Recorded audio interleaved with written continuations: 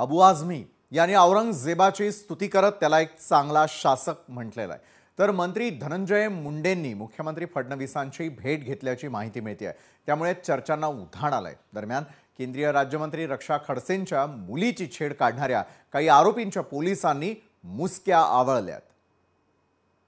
उनके राज में भारतवर्ष सोने की चिड़िया था। भारतवर्ष 24% यहाँ का वो था। भारतवर्ष की सीमा अफगानिस्तान और बर्मा तक थी।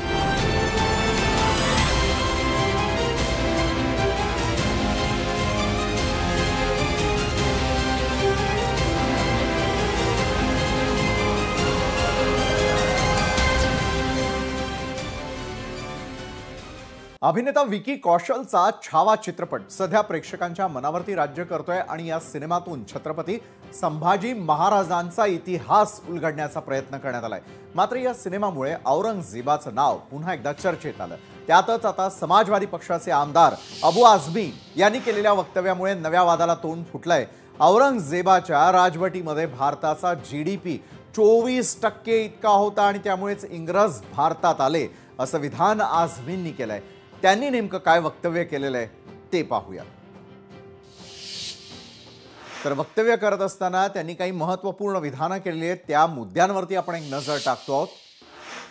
ते म्हणतात, मुघल सम्राट औरंगजेब हा उत्तम प्रशासक होता। त्याच्या राजवटीत भारताची सीमा ही अफगाणिस्तान आणि बर्मा म्हणजेच आताचा म्यानमार पर्यंत पसरलेली होती। त्याच्या काळामध्ये भारताला सोने की चिडिया म्हटलं जात असे। औरंगजेबाच्या राजवटीमध्ये भारताचा जीडीपी 24% इतका होता आणि त्यामुळेच इंग्रज भारतात आले असं म्हणणं आहे खुद्द अबू आझमींचं। तसंच छत्रपती शिवाजी महाराज आणि औरंगजेब यांच्यामधील लढाई धार्मिक नव्हती। छत्रपती शिवाजी महाराज यांच्यामधील लढाई ही राजकीय होती। तर एकंदरीतच त्यांनी काय म्हटलेलं होतं यावरती आपण एक नजर टाकलेली। मात्र या विषयावरती अधिक चर्चा करण्यासाठी स्वतः अबू आझमी आज आपल्या सोबत जोडले गेलेले आहेत आणि त्यांच्याबरोबर इतरही मान्यवर आहे। सुरुवात मी अबू आझमी आपल्यापासून करतोय।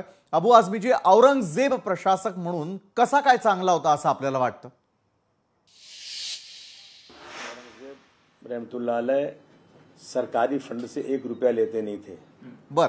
और वो जमीन पे सोते थे, बिस्तर पे कभी सोए नहीं।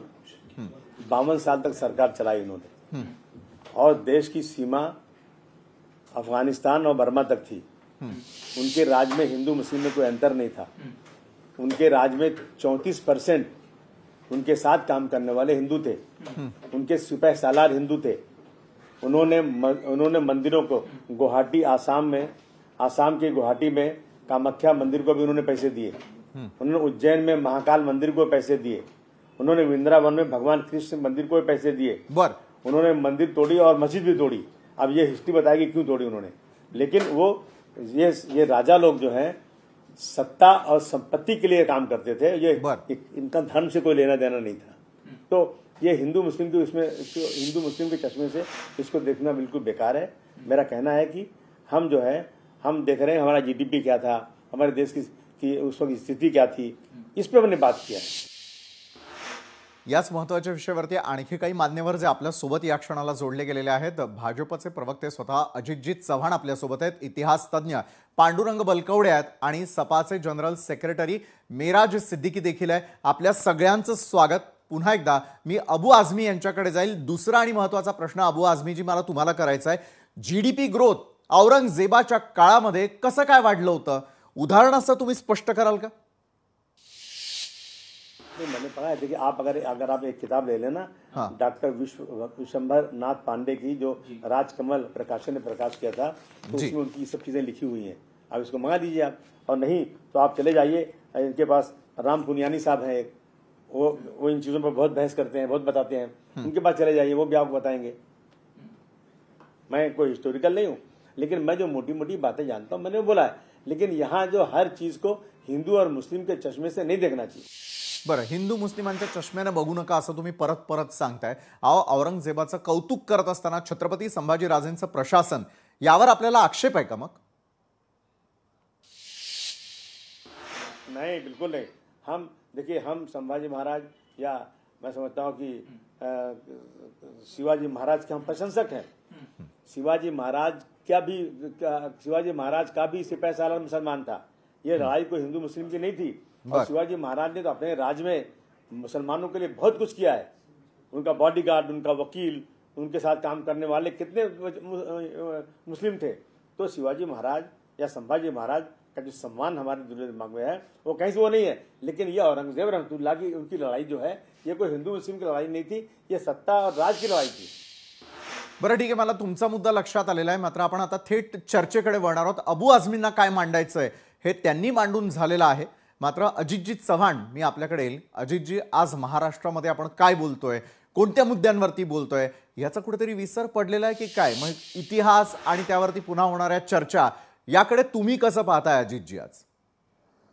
विशालजी, तुम्ही गेली 20 वर्ष 2 दशकांहून अधिक काळ मला ओळखता, माझा कधीच तोल जात नाही। पण मी आज एक स्पष्ट सवाल, मी सार्वजनिक जीवनामध्ये छत्रपती शिवाजी महाराजांचं नाव घेऊन वावरणारा मावळा आहे। खरंय, मी कधीच कोणाचा अपमान करत नाही। पण मला आज संतप्त सवाल या अबू आझमीला विचारायचा आहे। मी एकरीत विचारतो, अबू आझमी, थोडीशी तरी लाज लज्जा आहे का तुला?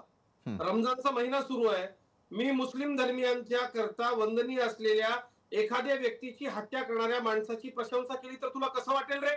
धर्मवीर छत्रपती संभाजी महाराजांची हत्या करणारा हा औरंगजेब हा नीच होता, पापी होता, धर्मांध होता, कामांध होता। आणि दिलराज बानू नावाची त्याची एक रखेली जी औरंगाबादला मेली, या औरंगजेबाबद्दल खरं खरं काय वाचलंय याने? याला काय माहितीये? धर्मवीर छत्रपती संभाजी महाराजांची हत्या करणारा औरंगजेब हा राष्ट्रद्रोही, स्वराज्यद्रोही, महाराष्ट्रद्रोही आहे। आमच्या भावना दुखावतात या मंडळींना। विशालजी, काय एवढा औरंगजेबाचा पुळका येतो? ही सगळी मंडळी तर भारतातलीच आहेत ना। बरोबर आहे। 200-500 वर्षापूर्वी काहीतरी धर्मांतर झालेलं असेल। मुघल कुठले आहेत? फरगानाचे मुघल आहेत, समरकंदचे मुघल आहेत। त्या मुघलांना, बाबरानं या औरंगजेबाच्या पूर्वजांना हिंदुस्थानबद्दल काय लिहून ठेवलंय हे यांनी वाचलं पाहिजे। आपल्याला इतिहासातलं ओ म्हणता ठोक कळत नाही, आपण बोलायला नको। धर्मवीर छत्रपती संभाजी महाराजांची वाक्य खरी ठरली। 27 वर्ष औरंगजेबाशी महाराष्ट्र भांडला, आमच्या अनेक पिढ्यांनी शेती केली नाही, आम्ही रक्तानं या महाराष्ट्राच्या भूमीला अभिषेक घातला, आमची तुळजाभवानी फोडली, आमचं पंढरपूरचं विठोबाचं देऊळ फोडलं, आमच्या देवळांची नासधूस केली, आमच्या आया बहिणींच्या कत्तली केल्या, वर हजला जाणाऱ्या मुसलमानांच्या बरोबर खाली पार्सलनी दाभोळच्या बंदरातनं लाखो आमच्या भगिनींना सौदी अरेबियामध्ये ह्या औरंगजेबानं पाठवलं। त्याच्याकरता 300 पट अधिकचा टॅक्स घेतला। आणि कसला हा धार्मिक सहिष्णू, आपल्या कुटुंबाची हत्या केली। दारा शुकोच्या मुलांची दारा शुको समोर औरंगजेबाने जी हत्या केली ती ऐकल्यानंतर अक्षरशः हा माणूस किती उलट्या काळजाचा होता। आपल्या बापाला असं विष दिलं की लघवीतनं एक एक थेंब पडला तर शहाजहानच्या अंगाची लाही लाही व्हायची। 10 वर्ष ताजमहालच्या समोर कोंडून ठेवून आपल्या बापाचा पूर्ण सूड घेऊन या औरंगजेबानं त्याची हत्या केली। मिर्झा राजे जयसिंगांना विष देऊन औरंगजेबानं मारलं। ज्या औरंगजेबाला गादीवर बसवण्याकरता मिर्झा राजांनी आपलं अख्खं आयुष्य वेचलं, त्यांच्या मदतीमुळे तो बादशाह होऊ शकला। आपण केलेल्या पापाच्या कृत्यांचं पुढं काय होईल या भीतीपोटी धार्मिकतेचा मूर्खा हा माणूस लिहून वावरला, तो जगला, त्याच्या इतिहासामध्ये ठायठाई दाखले मिळतात। मला एक गोष्ट कळत नाही, ठीक आहे तुम्हाला इतिहास कळत नाही ना, तुम्ही का जखमा आमच्या उकरून काढतात? माहितीये ना या लोकांना की संभाजी महाराजांचा हत्यारा असलेला औरंगजेब हा कधीच वंदनीय, कधीच त्याची स्तुती। बरोबर आहे, मात्र अबू आझमींना ती स्तुती करावीशी वाटते। तुमच्या प्रश्नाचं उत्तर आपण सपाचे जनरल सेक्रेटरी मेराज सिद्दीकी यांच्याकडून घेऊयात। मेराजजी, आजच का तुम्हाला समर्थन करावंसं वाटलं? आजच तुम्हाला जीडीपी का आठवला आणि आजच हे उदाहरण का द्यावंसं वाटलं? मेराजजी, लाज वाटते का रे अबू आझमी तुला? नाशिकचा आहे मी, सापडला नाशिकच्या परिसरात ठोकू तुला भडव्या। संभाजी महाराजांची हत्या करणाऱ्या औरंगजेब, नक्कीच नक्कीच आपण टेलिव्हिजनवरती आहोत, याचं थोडं भान ठेवूयात। मेराज सिद्दीकी उत्तर देतील, बोला। माफी मागितली आपली मी मेराजजी, नक्की नक्की। अजितजी आपल्याकडे येतो। मेराज सिद्दीकी, मला ऐकायची येत नाही, ही औलाद ही तुमची आवाज बरोबर येत नाही, मी काय मला ऐकायला नक्कीच। अजितजी, मी आपल्याला थोडं थांबवतो। मेराज सिद्दीकी यावेळेला भाजपचे अजित चव्हाण यांनी केलेलं जे वक्तव्य होतं अबू आझमी यांनी, त्याचा ते निषेध व्यक्त करताना दिसतात, ते चॅलेंज करताना दिसतात। त्यांनी अख्खा इतिहास सांगितलेला आहे। मात्र हाच इतिहास अबू आझमी यांना का बदलवावा असा वाटतो? का ते समर्थन करतायत औरंगजेबाचं? मेराज सिद्दीकी, हे बघा, तुमचे आवाज बरोबर येत नाही आणि मी माफी मागतो. मी मराठीमध्ये डिबेट करू शकणार नहीं।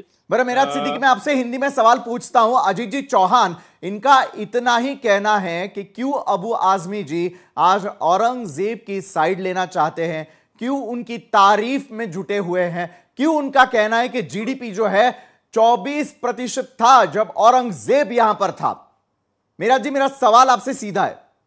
देखिए, एक बात मैं आपको बहुत क्लियर बता दूं जी, जो भी अबू आजमी साहब ने कहा है वो अपने मन से तो नहीं कहा है। इतिहास गवाह, इतिहास में तमाम चीजें हैं। और आप अभी यूट्यूब पर चले जाइए, बहुत सारे लोगों यूट्यूब की यूनिवर्सिटी से बेहतर है। अजीत जी चौहान बहुत ज्यादा पढ़ते भी हैं, उन्होंने भी इतिहास की कई किताबें पढ़ी हुई है, उन्होंने कुछ चीजें अभी भी कही है। मेराज जी बोलिए। देखिए, सुनिए, इसी यूट्यूब पर आप चले जाइए, बहुत सारी चीजें अगेंस्ट में, बहुत सारी चीजें फेवर में है, तमाम चीजें मौजूद हैं। और अबू आजमी जी ने जो कहा है वो कोई गलत नहीं कहा है। और इसका मतलब नहीं ये होता है कि किसी के अगेंस्ट में कोई बात की गई है। और समाजवादी पार्टी के अध्यक्ष श्री अबू आसिम आजमी साहब, हम सबका शिवाजी महाराज के प्रति बहुत ज्यादा सम्मान है। और हम लोग इसलिए भी सम्मान करते हैं कि छत्रपति शिवाजी महाराज ने कभी भी दो आंख से काम नहीं लिया है। इतना सम्मान वो करते थे। उनके तमाम फौज में मुसलमान बड़े बड़े पदों पर थे। और कल्याण का वाकया सबको मालूम है कि शिवाजी महाराज ने किस तरह से एक मुसलमान औरत के सर पे आंचल रखा। ये कैरेक्टर शिवाजी महाराज का है। और ये कैरेक्टर हम अपने लोगों को भी बताते हैं और हम आज बहुत ज्यादा सम्मान करते हैं। इसका मतलब नहीं, अगर जीडीपी उन्होंने अबू आजमी साहब ने बताई तो इतिहास पढ़कर बताइए, सही बताया होगा। इसका मतलब ये चलिए, आप उनका समर्थन कर रहे हैं। इतिहास तज्ञ पांडुरंग बलकवडे देखील आपल्यासोबत आहेत। पांडुरंगजी, मग खरा इतिहास कोणता? आज ज्या प्रकारचं वक्तव्य अबू आझमी करताना दिसत आहेत, सगळ्यांच्या भावना दुखावणार आहे आणि त्याचं समर्थन मेराज सिद्दीकी या ठिकाणी करतायत। पांडुरंग बलकवडेजी, खरा इतिहास ऐकायचा आम्हाला। नमस्कार। मला अबू आझमींसारखा एक जो खासदार पदावर निवडून आलेली व्यक्ती यावेळेस अशा पद्धतीने विधान करतात, औरंगजेबाचं उदात्तीकरण करतात, त्यावेळेस मला त्यांच्याविषयी काय बोलावं हा प्रश्न पडतो। आपल्या सगळ्यांना कल्पना आहे की इथं असणारे, आपल्या सगळ्यांना कल्पना आहे की छत्रपती शिवाजी महाराजांचं वेगळेपण काय।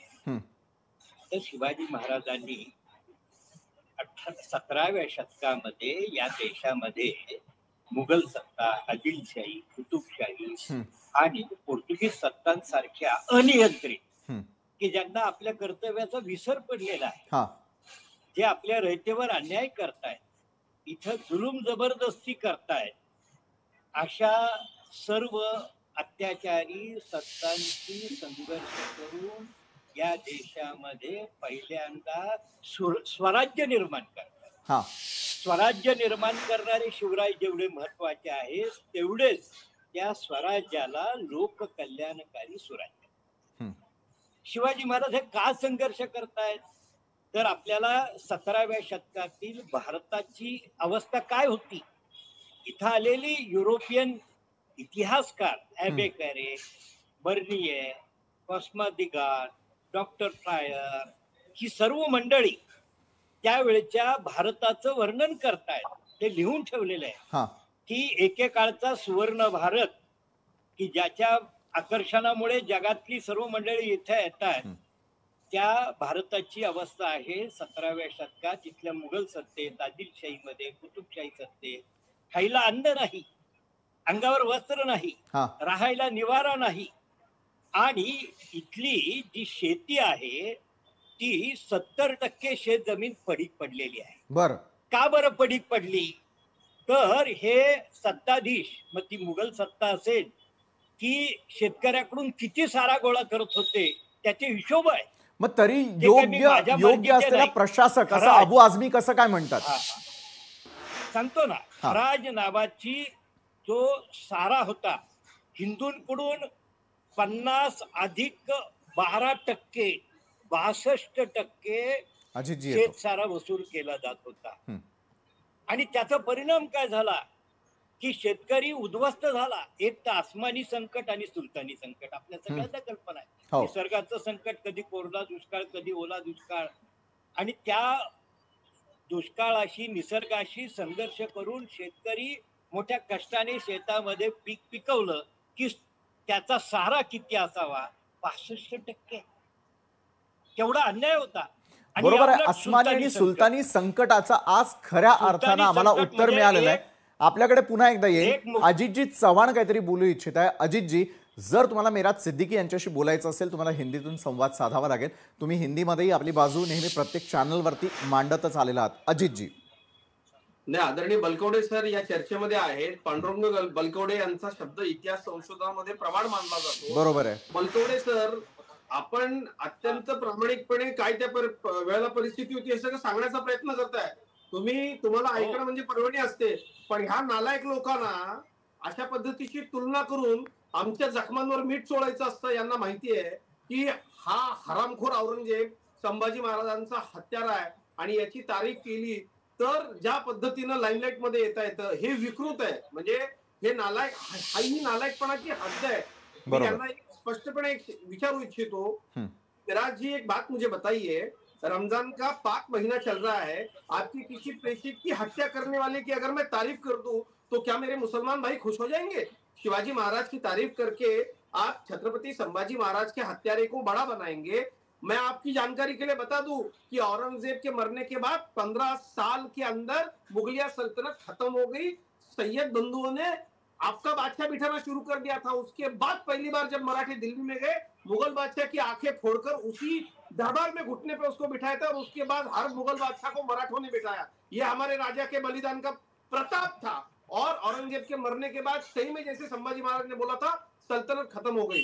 औरंगजेब जैसे एक ऐसे बादशाह को, जिस बादशाह ने करीबन 30 साल महाराष्ट्र की मिट्टी में खाक छानी, वो इसी मिट्टी में मिल गया, पर महाराष्ट्र की जनता को, महाराष्ट्र के लोगों को तकलीफ दी. उसी महाराष्ट्र से आपका नेता चुनकर के आता है और औरंगजेब की तारीफ करता है. शर्म नहीं आती आप लोगों को?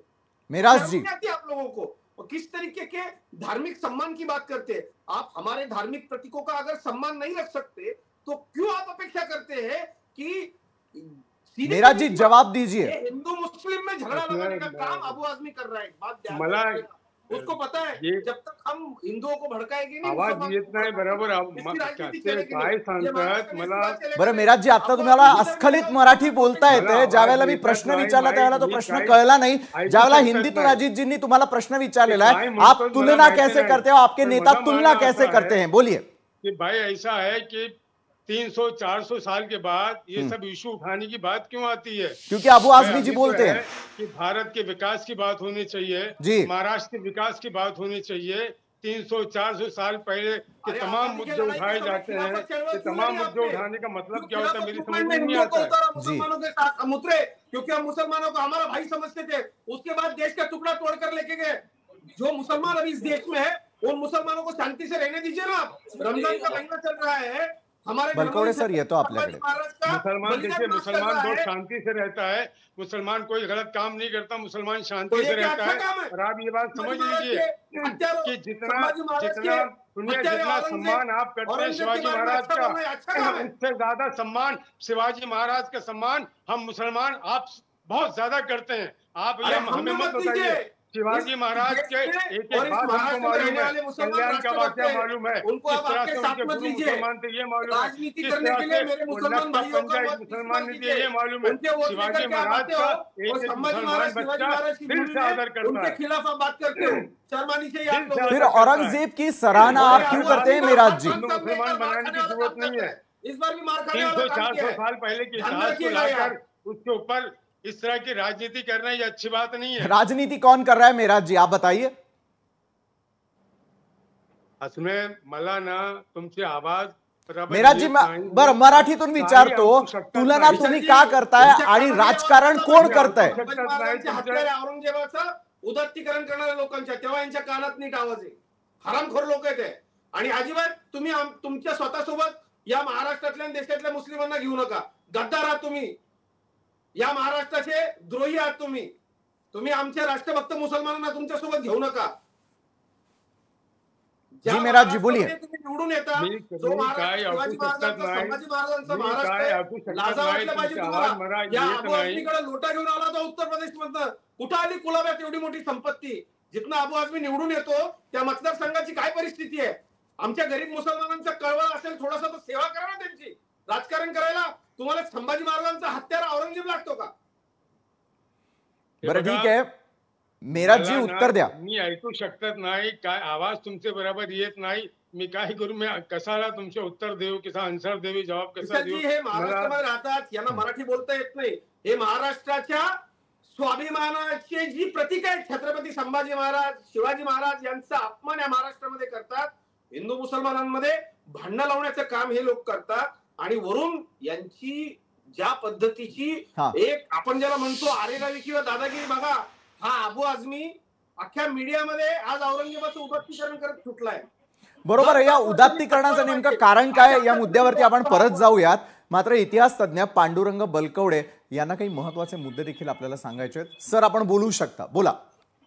हा, मला अबू आझमी आणि मिराज सिद्दीकी यांना एकच गोष्ट सांगावीशी वाटते की माझ्याकडं तत्कालीन मुघल इतिहासकार, आता बघा, बक्षी बेहराम खान, इनायत खान यांचं अहकामे आलमगिरी, भीमसेन सक्सेना तारीखे दिलकुशा, फतुहे ते आलमगिरी ईश्वरदास नागर, मुआविरे आलमगिरी, त्यानंतर हाफी खानाचं मुल्क खामे रुबाब, या सर्व ग्रंथांमध्ये ते सांगतात की शहाजहानने या देशामध्ये मोठा खजिना जमून ठेवला होता, परंतु औरंगजेबाने तो सर्व खजिना संपून टाकला. का संपला खजिना?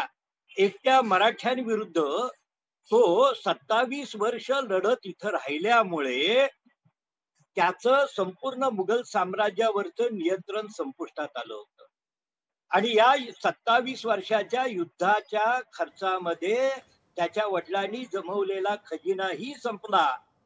आणि त्याचबरोबर तिथं तो इतका अन्याय करतोय, त्याच्याकडे पैसे शिल्लक नाहीत, सैनिकांचे पगार नाही, सैनिक आपल्या अधिकाऱ्यांवर हल्ले करतायत. एकदा तर असा प्रसंग घडला, प्रत्यक्ष औरंगजेबाच्या समोर सैनिकांनी उठाव करून त्यांचं पगाराचं काम पाहणारे पगारदार अधिकारी त्यांच्यावर हल्ला केला, त्यात मारले गेले ते.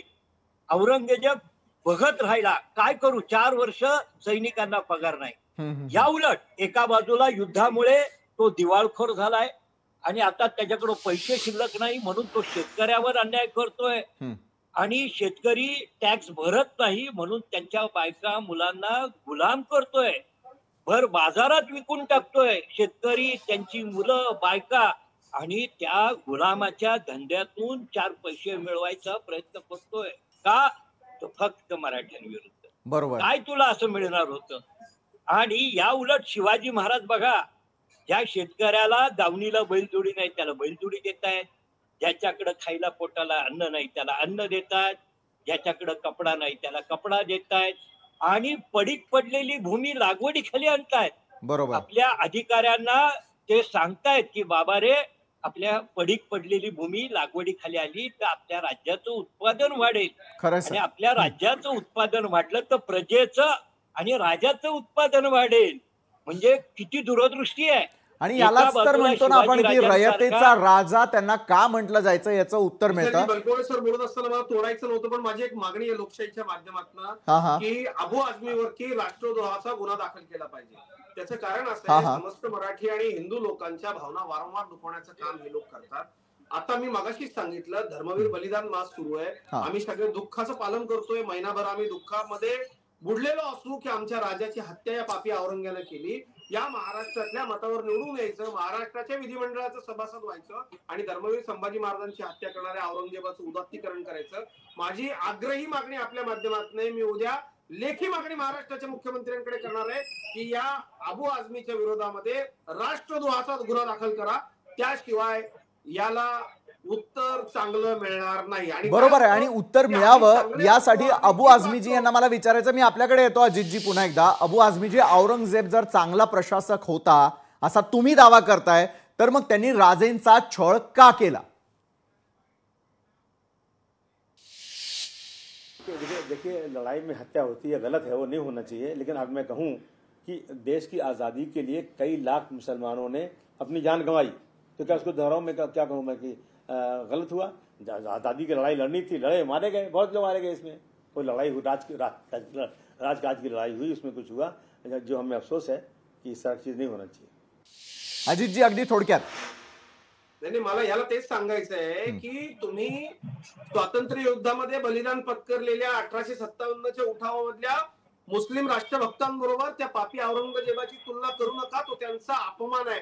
वारंवार या देशातल्या हिंदूंनी खिलाफत चळवळ असेल, इतर सर्व ठिकाणं असतील, सातत्याने या मंडळींची साथ दिली, पण यांनी पाठीमध्ये खंजीर खुपसला. जे राहिले राष्ट्रभक्त मुसलमान त्यांना तुमच्यासोबत घेऊ नका आणि सगळे मुस्लिम असा विचार करता हे दर्शवण्याचा प्रयत्न ह्या अबू आझमी सारखे लोक करत असतात. विशालजी, या लोकांना कडक उत्तर देण्याची वेळ आता आलेली आहे. मला असं वाटतं निश्चितच आहे आणि त्याचं उत्तर त्यावेळेला सुधारते. बरोबर आहे, त्याचं उत्तर देण्याची वेळ आलेली असं आपण म्हणताय. पाहूयात तुम्ही देखील या संदर्भातलं काय पाऊल उचलताय. दूसरीकडे मेराज सिद्दीकी, आपको क्या लगता है, जिस तरीके का समर्थन किया वो समर्थन और उस पर आप अभी भी टिके रहेंगे या नहीं? देखिए, मैं आपको पहले ही बोल चुका हूं की आप लोगों की आवाज जरा भी मेरी समझ में नाही. मी काही ऐकू शकतात नाही, फक्त आवाज येत नाही तुमचे बराबर.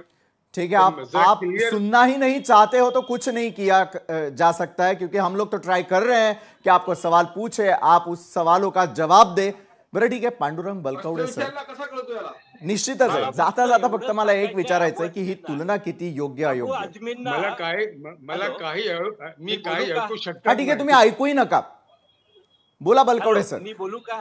हा, हे बघा, अबू आझमी आणि मिराज सिद्दीकी यांना फक्त मला एवढंच सांगायचं आहे की जो औरंगजेब बापाला मरेपर्यंत कैदेत टाकतो, आपल्या 3 भावांची हत्या करतो, आपल्या मुलाला विष घालून खून करतो, आपल्या आईसारख्या भावजेवर बलात्कार करतो, तो औरंगजेब एका बाजूला तो कसा आदर्श ठरू शकेल? बरोबर आहे. आणि एका बाजूला शिवाजी महाराज शत्रूच्या सुनेला आपली बहीण मानतो, आपल्या सावत्र भावाला आपला मुलगा मानतो, आपल्या वडिलांच्या सुटकेसाठी आपलं रक्त सांडून मिळवलेले राज्य आणि किल्ले देतो. आता सांगा, आपला आदर्श शिवाजी महाराज असले पाहिजे. बरोबर आहे, मात्र कुणाला आदर्श निवडायचं हे जर त्यांना कळतच नसेल तर महाराष्ट्र त्याला उत्तर देईल. औरंगजेब आणि शिवाजी महाराज हे कुठल्या, आपण औरंगजेब हा कुठल्याही धर्म बांधवांसाठी आदर्श असू शकत नाही. बरोबर आहे, मात्र वेळेची कमतरता असल्यामुळे सर मी आपल्याला थोडं थांबवतो. यावरती चर्चा खरं तर अनलिमिटेड करता येण्यासारखी आहे. मात्र धन्यवाद अजित चव्हाणजी, पांडुरंग बलकवडे सर, त्याचबरोबर मेराज सिद्दीकी आणि अबू आझमीजी, तुम्ही या चर्चासत्रात आमच्या सोबत जोडला गेलात त्यासाठी. लोकशाही मराठी, ऐका, पहा, जागरूक रहा.